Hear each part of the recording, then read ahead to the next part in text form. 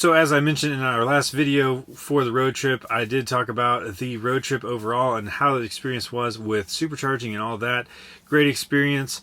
But I wanted to talk a little bit today about the experience with going to Disney World during a pandemic. It was definitely a different experience. Yes, we did have our Model Y and it did do well for that trip, but today I'm just going to talk about how it was to go to Disney World during a pandemic and what it was like as compared to what it's normally like in Disney World. So let's get to it.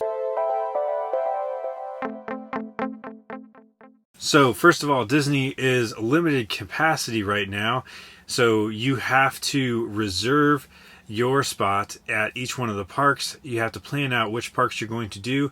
There is no park hopping, so normally we would do 4 days in the parks, but we would have a park hopper pass, and we would usually do like a half day in Animal Kingdom and a half day in Hollywood Studios. It's actually Hollywood Studios is not a half-day park anymore because of all of the new rides they have there. Since they do have Mickey and Minnie's Runaway Railway, and they have the new Star Wars ride, Rise of the Resistance, and they also have the Millennium Falcon Smuggler's Run ride there, and they have Slinky Dog Dash you have over there at Toy Story Land. So Hollywood Studios is actually not really a half-day park anymore like it was in the past. It really has a lot of rides now, and so it's a little bit different experience for us to go 4 days and to do 4 parks, just a one-day pass for each park. But that's what you have to do right now because they're not allowing that park hopper.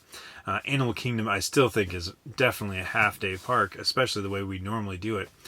But it was 4 days in 4 separate parks, and you have to reserve those different days. And then also it is limited hours, so you really don't get a whole lot of advantage of staying on site. So a lot of times in the past we might have stayed on site, hoping that we would get to do a lot more stuff early in the morning. So early magic hours they call them. Doing all the rides before it gets busy, and then you can really save a lot of time in that experience. But the way it is right now, with it parks not opening until 9 or even 10, I think Epcot opened at 11, so it was super late actually as compared to the others, and then closing early, 5, 6, 7 p.m. I think they are starting to expand their hours a little bit more, because the crowds are starting to get a little bit higher. But it was definitely different not being able to get to the parks early, and there's really no advantage to staying on site at this point in time until they start opening up extra advantages. So there is no fast pass right now, and so staying on site, you would normally be able to get 60 days fast pass reservations, so you can go ahead and get your fast pass selected 60 days in advance. And right now there is no fast pass, so there's no advantage to that at all. So it's definitely very different for us. We normally are very good about using the fast pass, and that really helps us to get through as many rides as possible, as quick as possible. And honestly, this experience was very different at Disney because I almost wonder now, like, how much advantage there was to doing the fast pass the way we did, because we ended up walking nearly 12, 13 miles a day when we were doing Disney when we were doing fast pass, because we'd hop from one land to the next, getting the best rides that we could get in the order that we could get them, which was a lot of fun, honestly. The part of the fun for me at Disney World has been being able to use those fast passes, and just the game of getting the best rides in the quickest amount of time. That was always the thing to do, but it does result in walking a whole lot more. So without the fast pass, it was a very different experience. You didn't have early magic hours, so everybody kind of got into the park at the same time, and everybody had to wait in all the lines just like everybody else. And instead of there being short lines or fast pass lines, and then you'd have a really long line for everybody to wait in, the line would just be the one long line that everybody had to wait in. And they had social distancing in effect, so you had to stay 6 feet apart from each other group while you were in line. Everybody is required to wear masks, and I definitely would say it is interesting to wear a mask outside in the hot sun all day. Thankfully, it was only about 80, 85 degrees most days, so it wasn't super hot, and it was easy to keep the mask on all day, in my opinion. We did do a little bit of mask training, so I did wear my mask while we were going on a bike ride to see what it would be like to get exhausted with a mask on, and because I thought, okay, if we're going to be kind of basically exercising, we're going to be walking all over the park all day with the mask, see what it's like. It is difficult if you're exercising with mask on. Obviously, it's a lot harder to get your breath, but in the hot sun at Disney World, it was actually not that bad having the mask, because most of the time you can get in the shade, and like I said, because we're not jumping around the park, we ended up going only like 6 miles, walking 6 miles during the day rather than normally going 12 or 13 miles. So it was super easy in the lines to just calmly walk through the line and calmly go from one ride to the next within the same land. So that was very different, and all of the rides were around, they would say that they'd be a 40-minute wait or something like that, and they'd only be 15-20 minutes. So almost every ride that we went on, it was expected to be a long line, and it wasn't really that long after all. So it was actually a pretty enjoyable experience. Now, it could be that they're going to start getting a lot busier.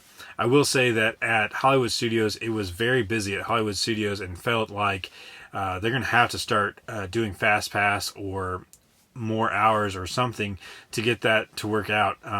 So it was definitely interesting at Hollywood Studios, and we did wait in a line for Mickey and Minnie's Runaway Railway, which was, the way it's set up is you just walk into the park and you walk straight to, everybody's funneled straight to that ride, and it is the newest ride, so everybody's excited about riding that one versus any other ride. And the way that they did Rise of the Resistance is you have to get in the park, and then at 10 o'clock, you have the opportunity to get into a virtual queue for Rise of the Resistance. So it's pretty funny. Everybody stops doing whatever they're doing at 10 o'clock in the morning. Everybody's standing around with their phones, looking at their phones, waiting to get onto that virtual queue for that ride, to get the opportunity to ride that ride. Because if you don't get on the virtual queue that day, that's it. They have 2 opportunities for you, 10 a.m. and 2 p.m. to get in the virtual queue for that ride.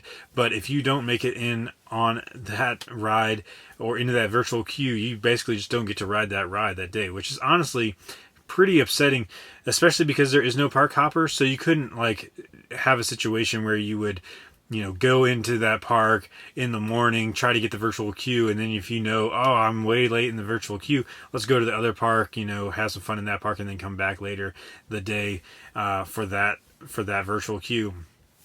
You have no opportunity to do that. I actually don't know if you can do that normally when you have park hopper, but you definitely have to be in the park that day in order to get into the virtual queue. So that is really strange to see everybody sitting there at their phone, just waiting for 10 o'clock to come across, and then just refreshing, trying to get their party into the virtual queue. And we were able to get into it, but it was within a minute we got onto the queue. So it was 10:01. We had already gotten accepted into the queue, and we were batch 54 in the virtual queue, which put us actually getting on the ride after 2 o'clock in the afternoon. So we still had to wait a virtual queue line for 4 or 5 hours before we could actually get in that ride, and that was with getting in the virtual queue within a minute. So they really got to figure out how to get more capacity on that ride, because it is pretty crazy to try to get on that ride in a day when they don't have that much capacity. Now, of course, capacity for every ride is a little bit lower right now anyway, because of the way they're doing it, spacing out people. They're cleaning the rides in between. Every couple hours, they're cleaning the rides down really good, and then they're also doing limited capacity, so they're not sitting one party next to another party, so they'll put a gap in seats in between if they have a ride. So really it's probably half capacity on each ride at most, as compared to normally, and so they're spacing everything out and everything. So it does give you the feeling of safety. So they have hand sanitizer on the front of every ride and hand sanitizer after every ride. So there's hand sanitizer everywhere. So you're always constantly getting the hand sanitizer, as well as everybody has masks on. They're keeping their distance and lines, and they're spacing them out on the rides. And they have places where you can go and take your mask off for a little while, sit in the shade, distanced out from other people. So they were really doing a great job of trying to keep people as safe as possible, cleaning stuff as possible, as much as possible. And so overall, it was a really good experience, actually, especially considering, we're here in the middle of a pandemic, and going to an amusement park where just tons and tons of people you think are going into this park, and so it's not going to be safe. But actually, the way that Disney did it, I felt like we were very safe. It felt like they were doing a really good job of keeping people spaced out and keeping people safe as much as possible. They do temperature checks on the way in. Can't get in there unless you have low temperature. So that was a very good thing to keep everybody safe and in that situation. Overall, it was a great experience, actually, because the wait times were not nearly as long as we thought they would be, and it wasn't as bad as we thought to wear the masks throughout the day in the parks. And even though the park hours were short and we didn't do park hopper and that sort of thing, we still did every ride that we wanted to do, and still it was kind of nice, actually, at the end of the day, that we had time left over. Man, this seat is super firm. Oh man, Susan, I'm so sorry that you sat in this seat for hours. I can't believe it. Honestly, I don't know how you did it. I've been in this seat for 30 minutes or something, 40 minutes, and it is like a rock. So, wow, I really owe you an apology for that. But again, if you're doing a road trip in the Model Y or Model 3, especially the Model Y, the rear seat is firmer and the middle seat is super firm. But anyway, so overall, Disney World was a very enjoyable experience right now, even during the pandemic, and I was very impressed with how they did everything there and kept people safe. So it was a great overall experience, and we got to do all 4 parks, got to do all the rides, and had plenty of time left over each night to actually go home back to, go back to the condo or whatever, and, have dinner usually at the condo rather than at the park. So you save a little bit of money, and in that respect, we usually had breakfast at the condo, and then we would have dinner at the condo, and then just have lunch in the park. We did have one expensive breakfast at the Wave, because it's super easy to park there and then just walk over to Magic Kingdom from there. So that was kind of nice. We always like to do that at least one morning. It's kind of a treat. I will say that the expensive meals were not as enjoyable as they normally are, because they have, you can't do the buffets and people are spaced out. It's harder to get in and out of it and everything.